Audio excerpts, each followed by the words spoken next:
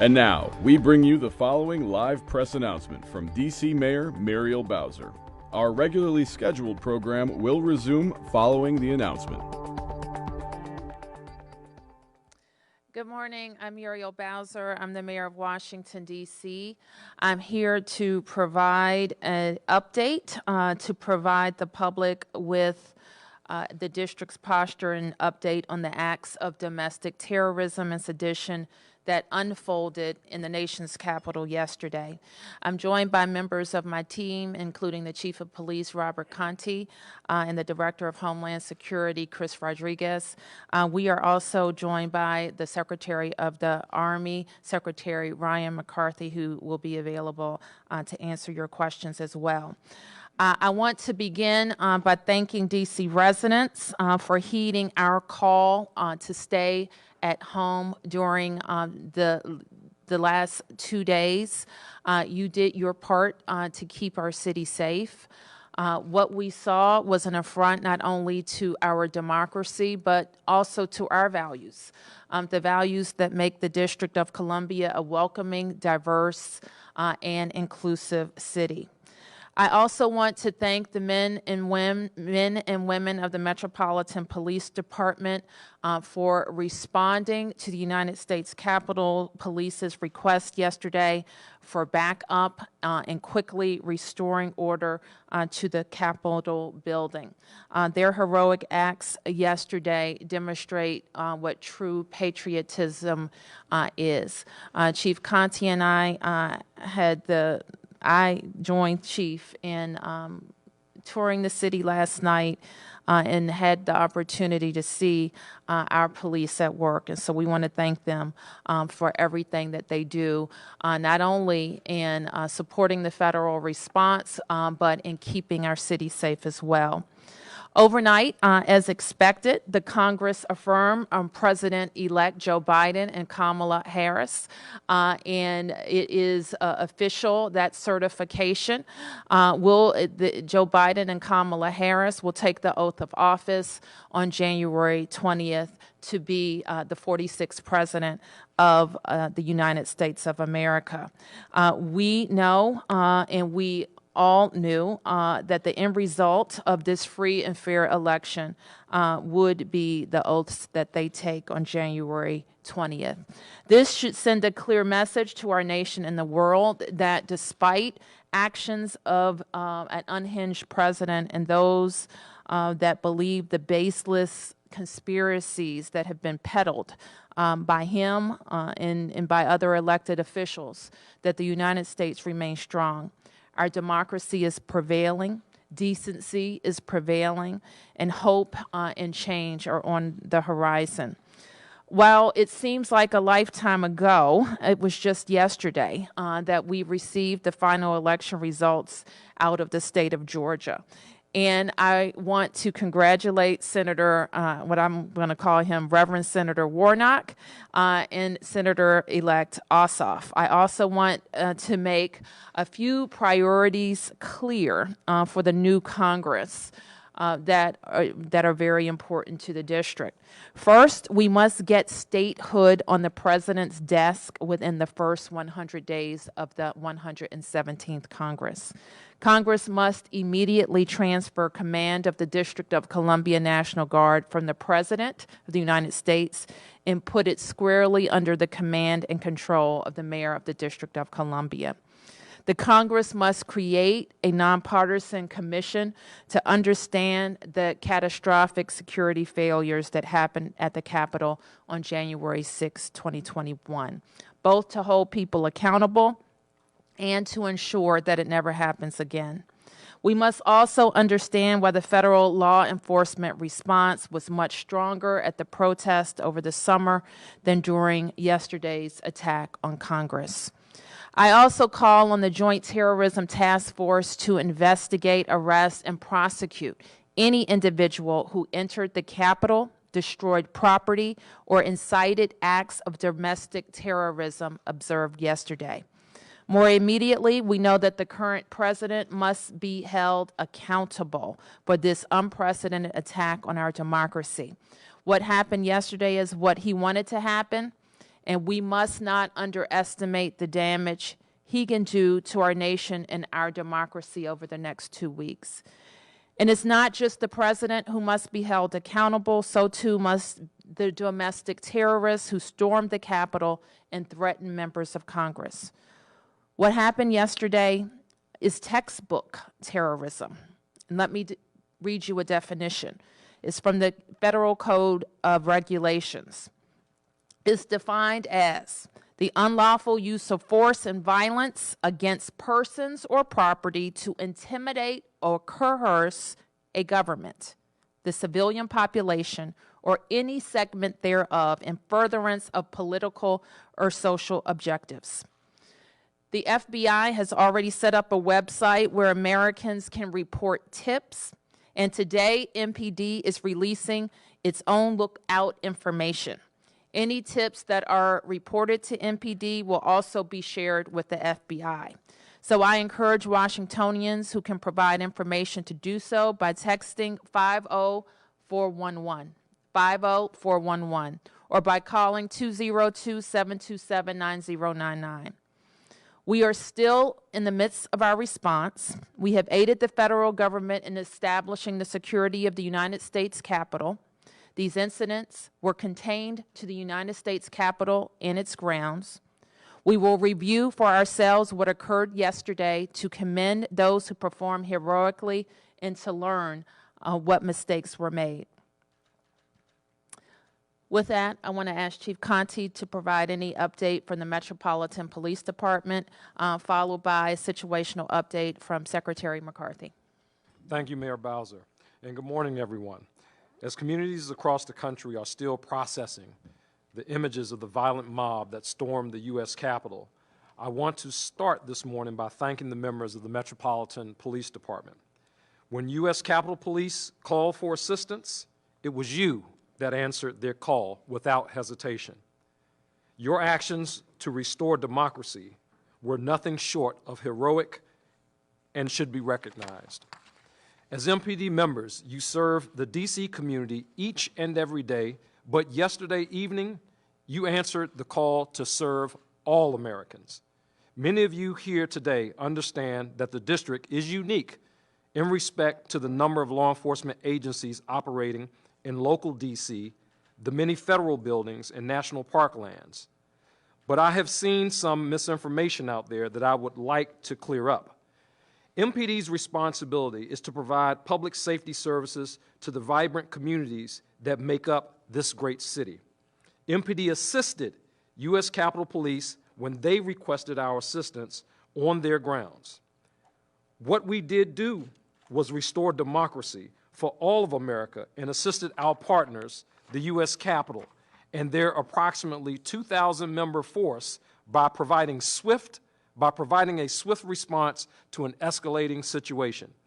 MPD members will continue to be responsible for local D.C., but we are willing and capable, as we saw yesterday, of assisting our partners at any moment.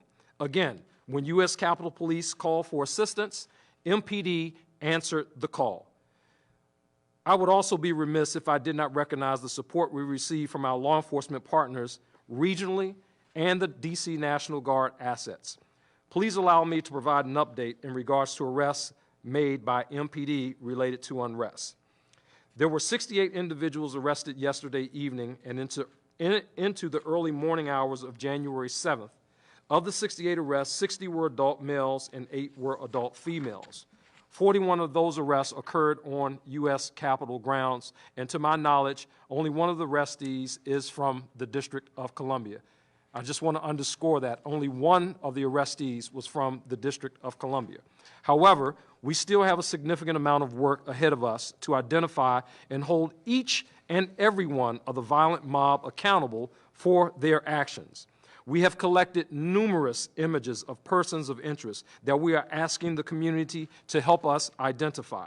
These images depict individuals engaged in various acts of violence or property destruction, and we have made these images available on our website and social media platforms. We shared these images last night with the D.C. bids, the hotel associations, and other community partners, along with the FBI. We also have shared these images with the regional airport authorities. As we speak, we have members of the Metropolitan Police Department that are scouring the area hotels, businesses, et cetera, trying to identify some of these individuals that still may be taking up residence within our city. The FBI, we're working closely with them to aggressively pursue those responsible for these shameful and violent acts. You can help by taking a moment to view them and provide us with assistance. Again, they have been publicly released on our website. Anyone with information on their identities or whereabouts is encouraged to reach out to MPD at 202-727-9099 or text us at 50411. Information can be provided anonymously.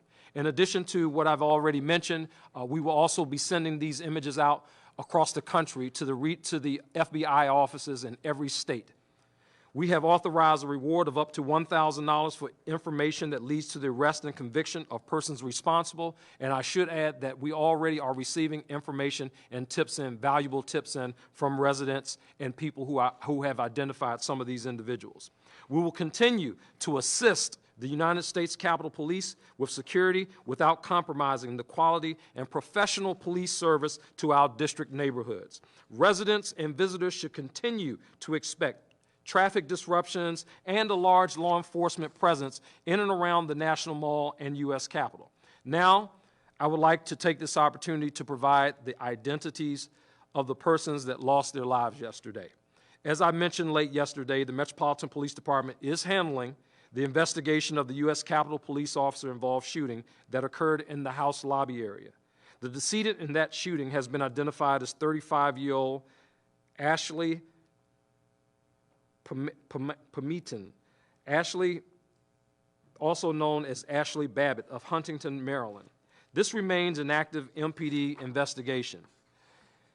There were 3 additional deaths that occurred, which we believe all to be the results of medical emergencies.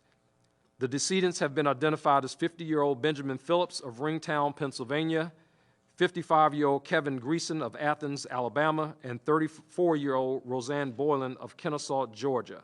Lastly, I would like to thank all of D.C. and our neighboring jurisdictions in Virginia and Maryland for adhering to the mayor's and the governor's curfew orders. And now I can turn it over to Secretary McCarthy. Thank you, Chief Conte, Mayor Bowser. Yesterday was a horrible and shameful day in our history. But one thing we did see was incredible leadership by Mayor Bowser and Chief Conte, and saw the best of this city. When they called us over at the Pentagon, we started getting awareness yesterday afternoon about the breach within the Capitol, and quickly worked to move our resources forward in support of Metro PD and the Capitol Police, and responded, and truly saw some incredibly heroic things from the Metro PD and our DC Guardsmen. Very proud of those men and women. At present, the entire DC National Guard has been mobilized. We have also received the support from the state of Virginia, Maryland, Pennsylvania, New Jersey, Delaware, and New York. There will be 6,200 guardsmen in total by the weekend here at the U.S. and the U.S. National Capital Region, in support of the DC Metropolitan Police Department, as well as the Capitol Hill Police. At present, we have over 150 personnel up on the Capitol grounds, and we will have 850 on the Capitol grounds by noon today.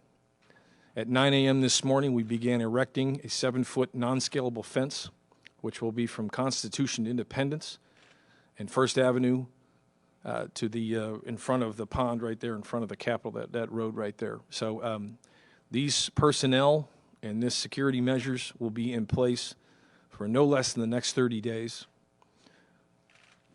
And we'll be keeping all of these support mechanisms in place in constant coordination with the Capitol Police and the Mayor's office. Thank you. Thank you, Mr. Secretary.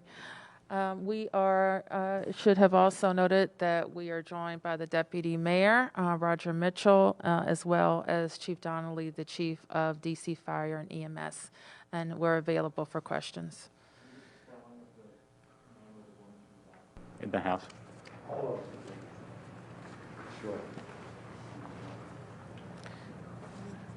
Do we have anything available with it printed? Can we print that? We'll get that to you. Okay, thank you.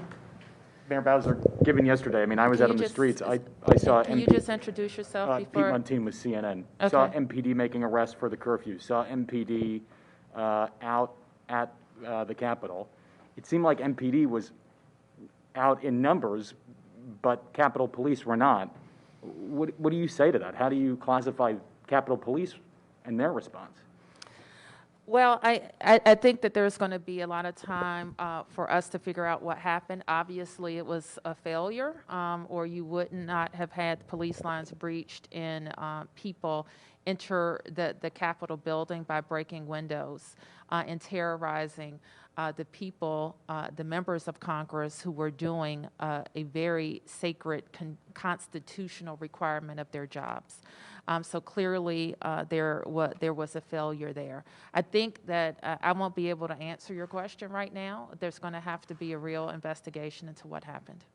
Yes. You wish that you got more federal support early on. You sent a letter earlier before the 6th saying we don't necessarily need the federal help when it comes to policing in the district. Do you wish you did something differently there? Well, let me be clear about what the district's responsibility is. I know that you heard Chief Conte's remarks, but let me step back a little bit. We, of course, have a nearly 4,000 person police department, and we are responsible for policing non-federal properties in the District of Columbia. And that's an important distinction because I think you know part of our founding and the creation of the District of Columbia was the federal government's concern that the local jurisdiction could not overtake the federal part of government. And so the Capitol, the White House, and other federal installations in the district have their own police departments, the United States Capitol Police.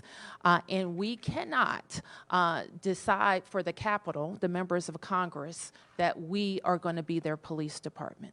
But we stand ready to assist them at any case. And that's why we have so much regional planning for big events, for demonstrations, for protests that turned riotous like this one, for the inauguration, for the 4th of July, you name it. We have a regional cooperation system and planning.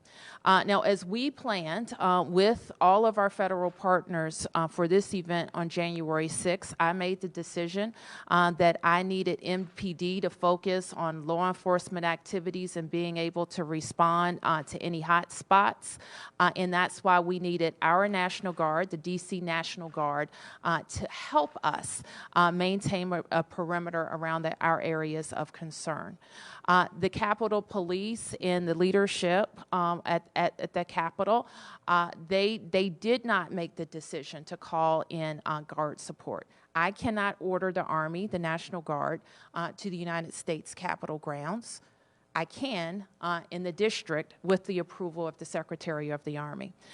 So I guess we called up our Guard, and we've had Guard support throughout our COVID pandemic, but specifically for public safety issues, I will issue an additional request to the Army, which I think I did at the end of December. And the Secretary of Army approved that request, and we put our Guard troops on the ground to support MPD. Yes. Mayor, you said there was a state of emergency you were declaring for, I guess, 2 weeks. What does that mean, and how is that different from what we would expect anyway over the next 2 weeks? The state of emergency is a way that I can organize the resources of D.C. government to move on an emergency basis.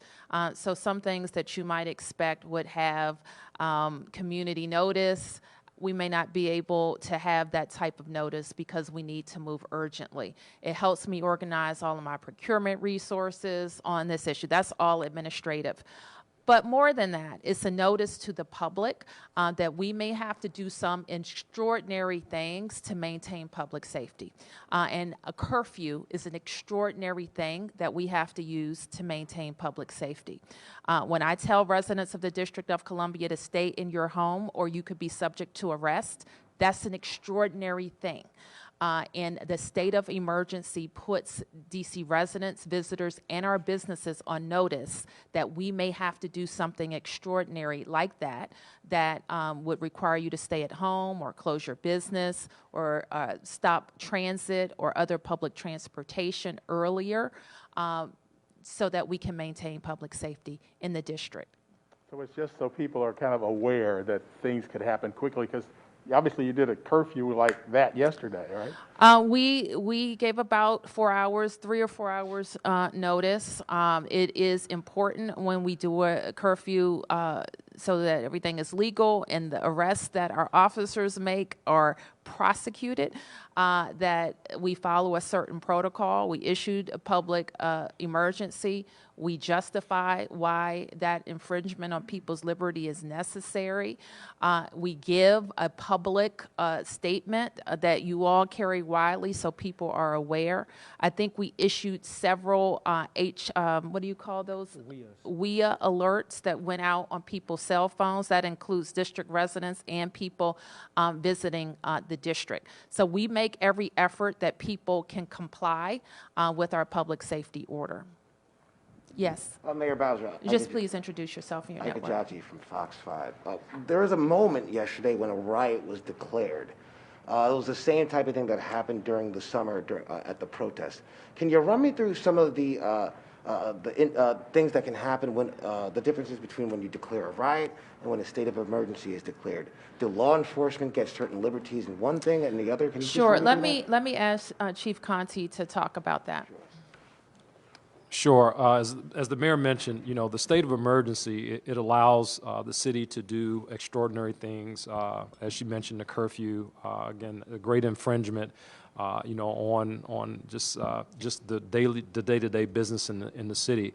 In this particular case, when a riot was declared, that means that we have a situation where individuals are actively, violently engaging in crimes. And that's the clear distinction. At the time that the riot was declared, and I believe that was MPD personnel on the grounds of the Capitol that were on the air declaring this a riot.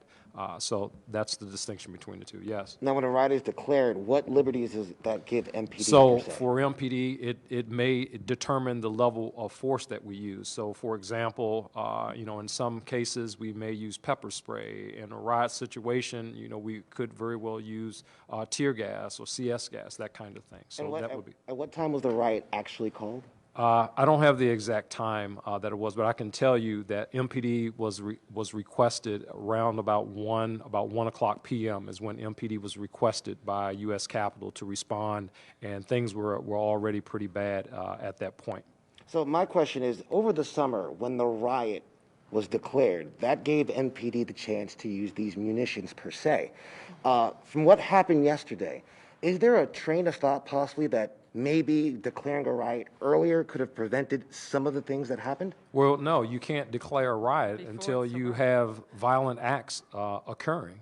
And I think that MPD is very careful about when we do declare a riotous situation. I mean, there are situations where we have officers that are having bricks thrown at them, bottles thrown at them, everything, you name it, urine, and we have not in every instance declared a riot. In this one, we had projectiles being thrown at our officers, and we had people trying to breach the United States Capitol, in the nation's capital. I think, if anything, I mean, that certainly warrants declaration of a riot, and clearly we experienced that yesterday. Yes. Yes, Michael Bryce Sadler with the Washington Post. For Chief Conti, perhaps Chief Donnelly, the 3 decedents who died from medical emergencies yesterday, have we determined whether they were part of the riots or other people who were on Capitol grounds? What was that question, Michael? My question was for the 3 people who died from medical emergencies yesterday. Thank you. Yes. There were a lot of people on the grounds of the Capitol yesterday, and I guess the extent that we can say right now is that they were on the grounds of the Capitol when they experienced their medical emergency. Okay, but you can't specify. I beyond can't that. specify. Okay, and then there was a stabbing yesterday at 12th in Pennsylvania, and separate shootings on 200 K Street Northwest and also 9th and N Street Northwest.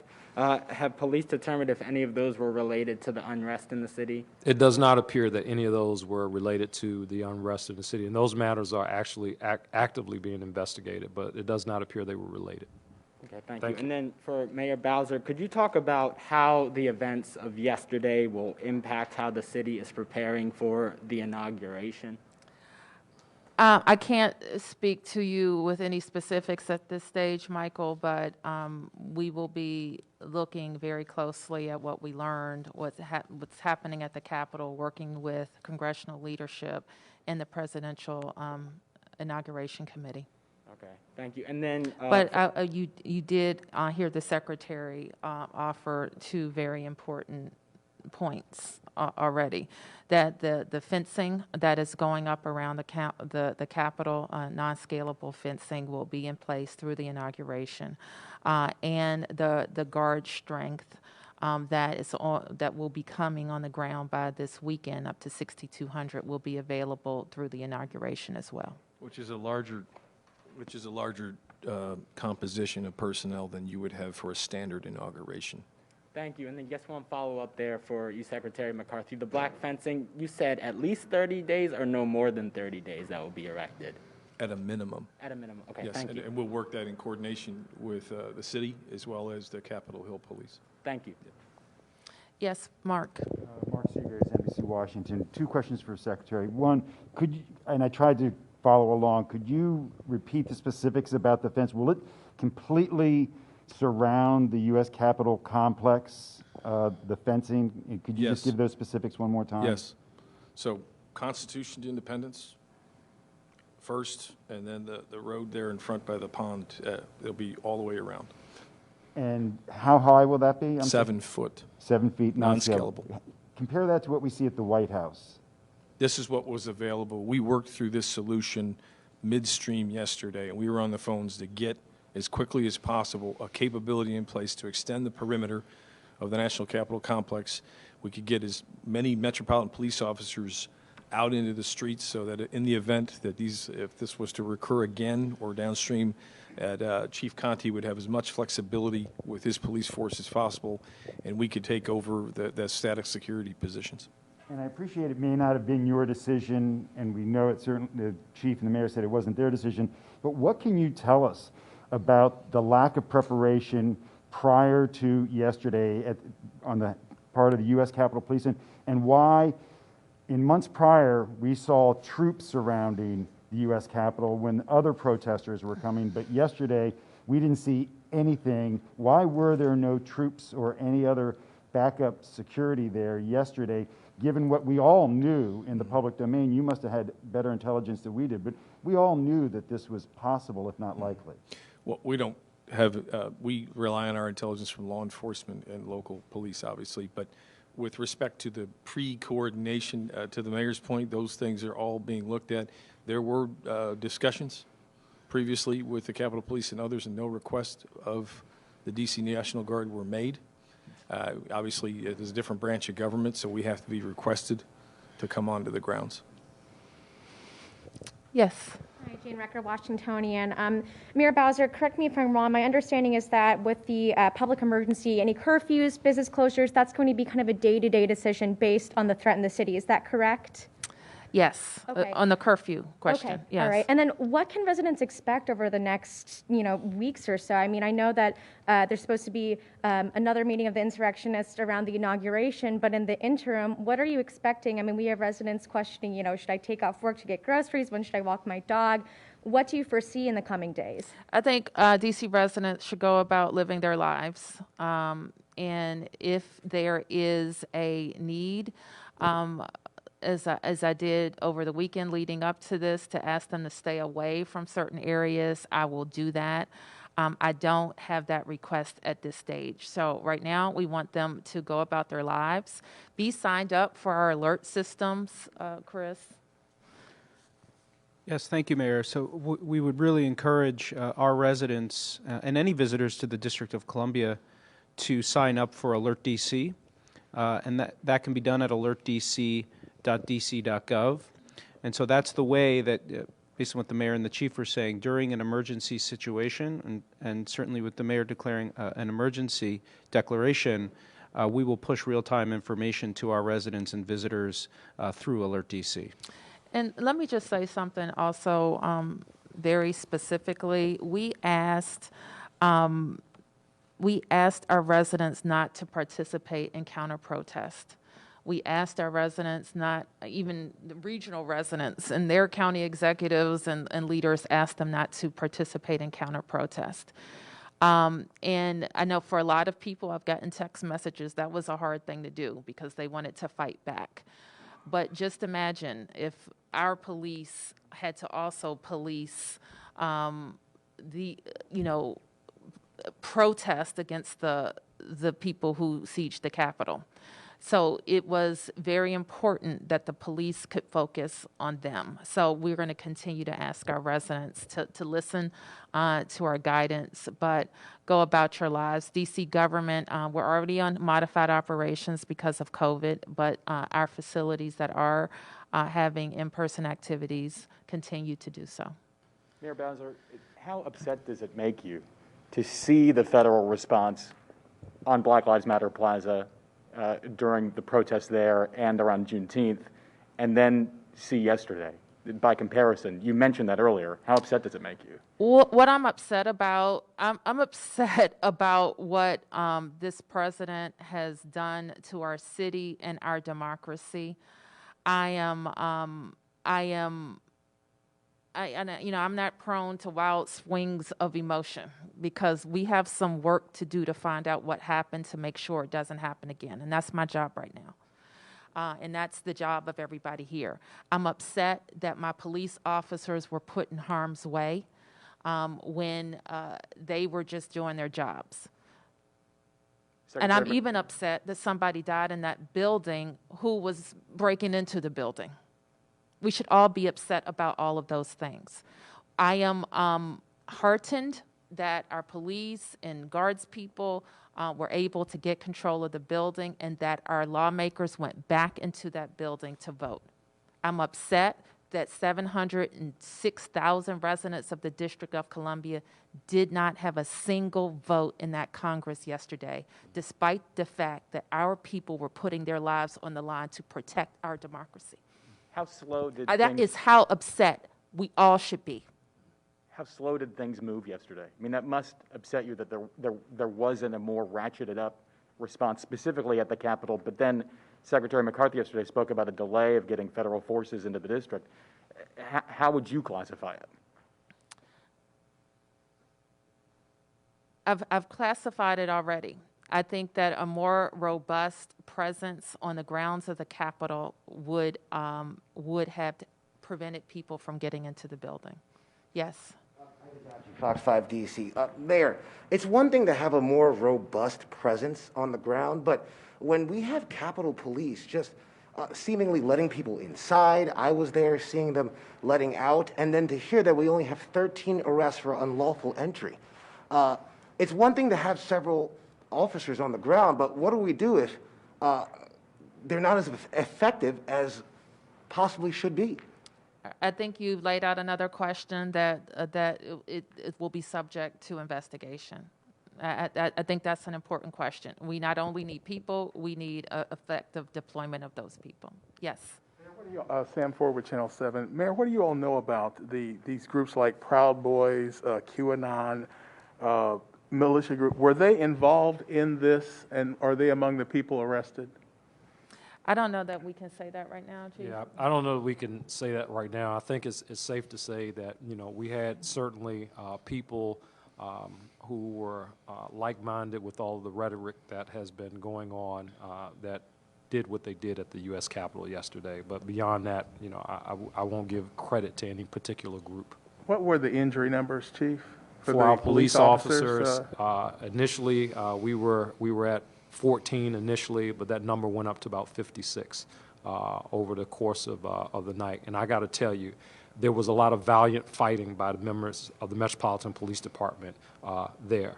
At one point, several officers, as a result of munitions and pepper spray and tear gas, being able to step off the line, be triaged quickly and back on the line to try to ensure the safety and security of our Capitol building. So just a tremendous amount of heroic acts. I have one officer who's still in the hospital right now. He was snatched into a crowd. He was beaten. He was kicked. He was tased several times. So, yeah, they fought. They fought very hard yesterday. 56 MPD officers. That's correct, sir. Yes. Chief Conte, clarification on the arrests. I'm seeing that 25 arrests were made for curfew violations and unlawful entry on the Capitol grounds. I'm wondering if there were any arrests made just for unlawful entry on the Capitol grounds, or if all of those arrested were in curfew violation. So all the arrests that occurred after 6 p.m., the initial group of 25 or 26, whatever it was, those arrests were right on the Capitol grounds. This was after the mayor's curfew was in effect. We gave the order. Individuals were still there, which we're required to do. We gave the order. Individuals were still there, and we placed those individuals who were there, we placed them under arrest. MPD was able to do that. So that was really kind of the balance. And the goal was for us, as we were able to secure the perimeter and have a strong perimeter, to make arrests and then start working our way out. The balance of that was as MPD members worked through the streets of the District of Columbia to ensure the safety and security of our businesses and residents, especially in the immediate areas surrounding the Capitol and some of the areas where we know that some of the people that were involved in this were congregating.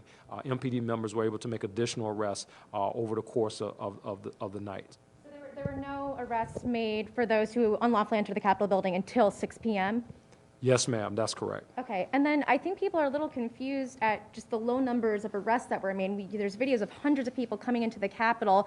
Can you explain a little bit why those numbers are so low? What happens? Do people leave? Is this an issue of not having enough people to manage it? No, sure. I can tell you, I mean, probably not many people in this room have been in the midst of a riot or an insurgence like that.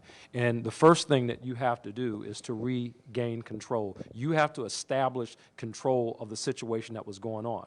The men and women of the Metropolitan Police Department went into a situation that was already out of control. So once control was established and that perimeter was established, then and only then are we able to safely make arrests. Because as you begin to make arrests, now we get into additional use of forces, additional injuries of officers, and potential additional injuries of the people that we intend on arresting. We have a responsibility to ensure the safety and security, abide by the Constitution and all of that, and we intended to do that. So we made the arrests that we made in front of the Capitol. After that, we went forward and we made additional arrests, and we will continue to work with our federal partners. There are a lot of people that are on that we have listed on our website. There are a lot of people that are in these images, and we know that there are people across this country who can identify these individuals. This is where the community comes in and help. These are clear images. Some of these images, there's no mistake about who some of these people are. So we're asking our communities to call in, whether it's a community here in the District of Columbia or as far as West Coast, it really doesn't matter. Call into your local FBI office, identify who these individuals are, and let's hold them accountable. Yes, sir. Yes, sir. Ashraf Khalil with the Associated Press. Mayor Bowser, if you were a governor, how would yesterday have gone differently for you? What would you have been able to do differently, and on what kind of a timeline?